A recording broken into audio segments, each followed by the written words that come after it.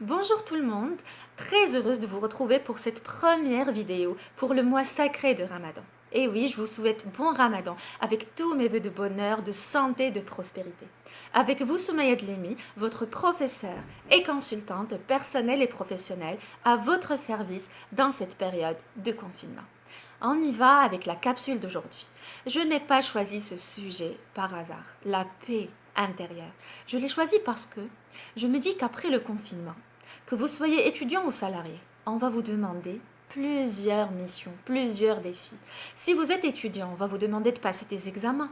Donc ça ne va pas être facile. Si vous êtes salarié, on va vous demander de lever le niveau des challenges pour pouvoir lever le chiffre d'affaires, pour pouvoir le sauver, on va dire, ou sauver la situation critique des entreprises aujourd'hui. Du coup, nous avons besoin vraiment d'une bonne construction tout de suite pendant le confinement de votre interne. Et donc, on y va sans plus tarder, avec des conseils clés, avec des conseils précieux que j'espère vraiment seront utiles pour vous. Première des choses à comprendre, si vous ne voulez pas être dans le blocage, si vous ne voulez pas vous dire mais je n'ai rien à donner, pensez première des choses à donner à vous-même.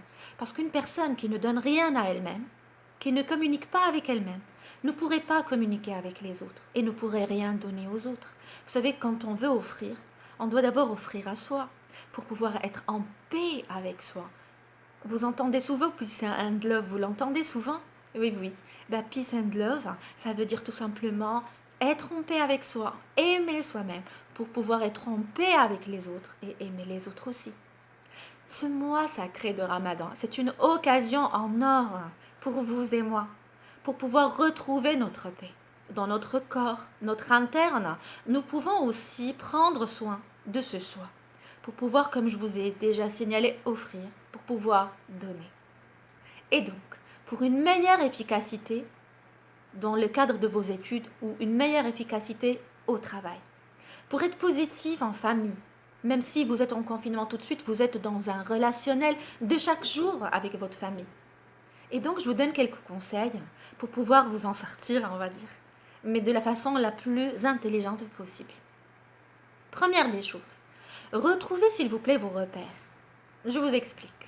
Qu'est-ce qui vous rend le plus heureux? Comment vous vous sentez vraiment le plus heureux? Qu'est-ce qui vous donne le sourire? Trouvez la réponse et faites-le.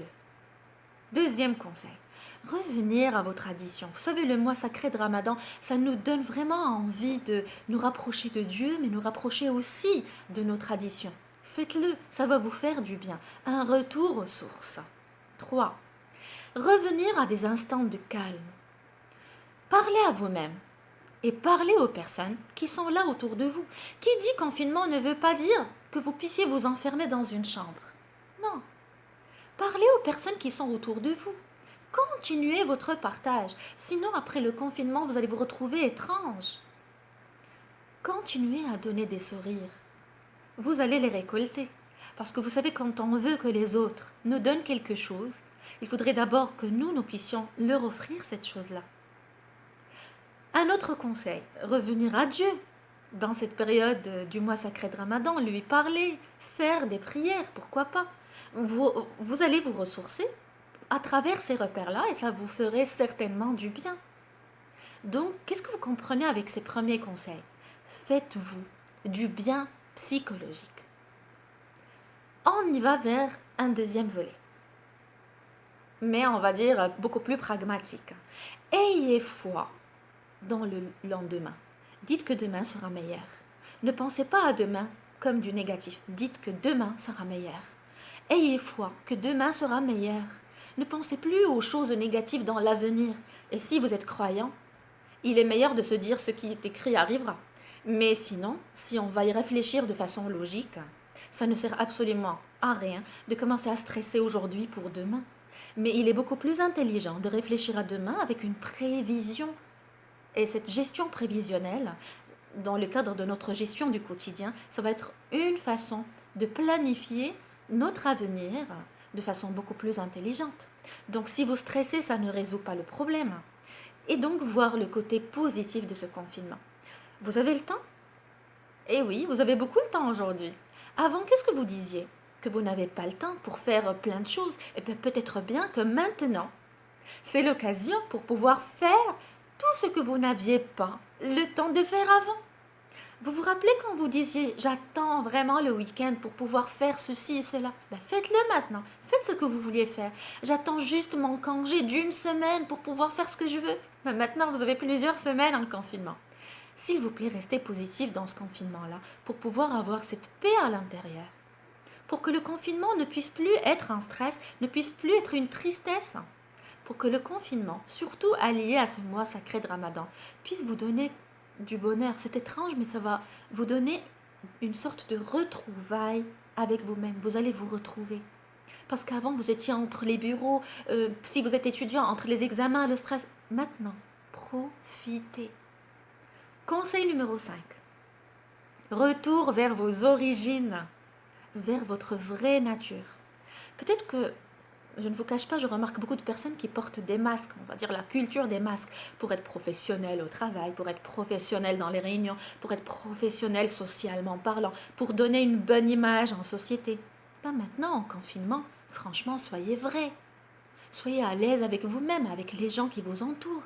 Retrouvez le bonheur des choses simples. Regardez les petites choses que vous avez autour de vous. Appréciez-les. Appréciez chaque petite minute. Protégez-vous dans une bulle positive. Protégez-vous dans une bulle de paix intérieure. Et souriez au maximum. Retrouvez ce calme à l'intérieur de vous-même pendant ce mois de Ramadan comme une réconciliation avec vous-même. Parce que vous avez poussé vous-même jusqu'au bout. Peut-être que vous-même, vous êtes épuisé, donc c'est l'occasion. Imaginez, avec mon conseil numéro 6, que vous êtes un soleil. Qu'est-ce qu'il fait le soleil? Shining. Il donne des rayons positifs à tout le monde, il réchauffe le cœur de tout le monde. Pourquoi ne pas être un soleil? Essayez. Ça va vous donner de la paix et ça va lancer du positif aux autres qui sont autour de vous. Et chaque petit moment, chaque petite seconde, ça sera un plaisir de la vivre. Conseil 7. Soyez bon, s'il vous plaît, avec vos proches, de la bonté. Ne soyez pas juste présent, mais vous êtes absent. Tout le temps avec votre téléphone ou votre PC, tout le temps dans votre chambre enfermée. Non, parlez avec eux. Peut-être que vous n'avez jamais eu l'occasion d'être là tout le temps avec eux. Donc c'est l'occasion peut-être de renouer les liens. Une retrouvaille avec soi, mais une retrouvaille avec les autres aussi. Et vous le savez, avant d'être manager dans une entreprise, avant d'être chef de projet ou chef d'un rayon ou d'un département, avant de manager les missions, il faut d'abord manager ses sentiments, manager soi-même. Donc manager, s'il vous plaît, vos émotions. Et dans ce cas-là, réellement, si vous êtes capable de donner à vous-même, vous serez capable de donner cette paix aux autres. Conseil 8. Ne liez pas votre bonheur à une chose ou à une personne. Ne dites pas je ne serai heureux que si je réussis ceci, ou je ne serai heureux que si je suis avec cette personne. Non, c'est une mauvaise méthode, vous savez. Parce que si vous n'avez pas cette chose que vous voulez absolument, vous allez être triste. Si vous n'avez pas cette personne que vous voulez absolument, vous allez aussi être triste. Qu'est-ce qu'il faut se dire? Que tout est relatif. Cette personne, c'est une partie de ma vie. Ce n'est pas toute ma vie. Dans une vie, qu'est-ce que nous avons? Une vie amicale, familiale, professionnelle, privée. Donc une personne, c'est une partie de notre vie. Ne liez pas votre bonheur à une personne uniquement. Et si vous voulez aussi une chose absolument dans votre vie, prenez-la beaucoup plus comme un objectif à atteindre. Step by step, n'accélérez pas, ne soyez pas impatient. Donnez du temps au temps. Et si ça ne marche pas, vraiment ça bloque. Vous attendez absolument cette chose, mais ça bloque. Pensez à un plan B, tracez autre chose, d'autres perspectives, aussi belles, mais pour plus tard. Donc ne liez pas votre bonheur à une personne ou à une seule chose. Et profitez de toutes les vies que vous avez, de tous les aspects de la vie, c'est-à-dire amicale, familiale, professionnelle, pour pouvoir retrouver cette paix. Donc, s'il vous plaît, ne vous attachez pas trop jusqu'à l'excès, sinon vous allez juste souffrir. Aussi, un autre conseil pour vous. Lorsque nous sommes à l'intérieur de nous-mêmes, qu'est-ce que nous avons? Un ressenti. Donc, je voudrais que vous puissiez réfléchir, qu'est-ce que vous ressentez maintenant? Qu'est-ce que vous ressentez vraiment maintenant? Traitez ce sentiment-là, réfléchissez pourquoi vous ressentez ces sentiments. Qu'est-ce que vous voudriez ressentir? Et emmenez ce sentiment que vous avez tout de suite vers un sentiment meilleur. S'il est négatif, ce que vous ressentez tout de suite, emmenez-les vers un sentiment meilleur. S'il est positif, ce que vous ressentez tout de suite, maintenez, gardez. Qu'est-ce que ça veut dire? Je voudrais que vous puissiez être comme une bougie. Oui, comme une bougie ici à l'intérieur, mais toujours allumée. Vous accepterez plus et mieux ce qui se passe. Vous retrouverez plus votre paix parce que vous allez écouter votre voix intérieure qui va vous parler tout le temps pour prendre soin de vous. Vous savez, il y a quelquefois, on n'a personne pour prendre soin de nous.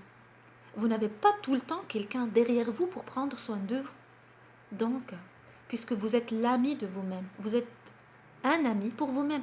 Donc, vous devez toujours être là pour vous-même. Un autre conseil, évitez le vide. Eh oui, certains vont penser à Candide. Pourquoi pas? En tout cas, le vide, ça tue. C'est un comportement killer. Ne soyez pas le type de personne qui dit, s'il vous plaît, ne dites pas ces phrases-là. Je n'ai rien à dire, ouf, il n'y a rien à faire, je n'ai pas vraiment envie de faire quelque chose, je pense à rien, j'ai pas envie de trop penser, je ressens rien. Waouh! Si vous parlez comme ça, vous deviendriez une personne vide. Vide d'esprit, vide d'émotions, vide de vie. Vous serez vide. Erreur, s'il vous plaît. Nous n'allons pas tomber dans ce piège. Il faut se ressaisir, se sauver soi-même. S'il vous plaît, je vous fais confiance. Il faut absolument profiter de cette période du mois de Ramadan pour pouvoir se retrouver, se concentrer sur vous-même, pour pouvoir vous réorganiser, reconstruire sa vie. Il faut que votre vie puisse avoir un sens. Nous vivons parce que notre vie doit avoir un sens et nous avons la mission ou l'obligation d'être heureux. Posez-vous plusieurs questions. Quel est le sens de ma vie? Posez-vous cette question. Quel est le sens de ma vie? Et prenez soin de vous. Vous êtes le capital. Vous êtes au cœur de toutes les relations que vous entretenez. Toutes les relations que vous avez, si vous êtes plus, vous pourriez donner du plus à tout le monde. Si vous êtes dans le moins, vous ne serez pas capable d'offrir. Et je vous le dis tout le temps, post-confinement, il y aura beaucoup de choses à donner. Et on attendra beaucoup de choses de vous. Donc, pour être capable d'apprécier ce que les autres vous offrent, pour être capable de voir ce que les autres vous offrent, soyez en paix avec vous-même. Parce que quelquefois même, les gens vont vous donner plein de choses, ils vont vous offrir plein de choses et vous n'allez même pas les voir. Donc, conseil, soyez réceptifs des belles choses, appréciez-les. Soyez réceptifs des ondes positives. Ne dites pas non, je ne veux pas, laissez-moi. Réfléchissez autour de ces conseils-là pour pouvoir recevoir les énergies positives des autres et pour pouvoir apprécier ce que les autres vous offrent. Soyez zen aussi. La paix, c'est-à-dire tout simplement changer vos habitudes pour pouvoir vous retrouver et cette retrouvaille-là va vous aider à plus offrir aux autres. Donc, évitez-moi s'il vous plaît les phrases comme mais pourquoi moi? Mais pourquoi ça m'arrive juste à moi? Mais pourquoi je ne peux pas avoir ça? Dites-vous que ce n'est pas le moment. Ça viendra. Donnez du temps au temps. Ne compliquez pas trop les choses, ça s'arrangera, vous verrez. Restez dans votre calme interne, votre paix intérieure, tout simplement. Et n'oubliez pas, les gestionnaires ne pourront jamais gérer les équipes. Les managers ne pourront jamais gérer les conflits, le quotidien, si ils n'arrivent pas d'abord et avant tout de s'auto-gérer. Donc, s'il vous plaît, par rapport à ce mois sacré de Ramadan, retour vers Dieu, prière, retour vers soi, retour vers les gens qui nous entourent, retour vers cette interne, construction, réorganisation, paix intérieure. Gagnez vous-même, vous êtes le capital. Je vous fais confiance et je vous donne rendez-vous pour une future vidéo. Bon Ramadan encore une fois et à très très bientôt.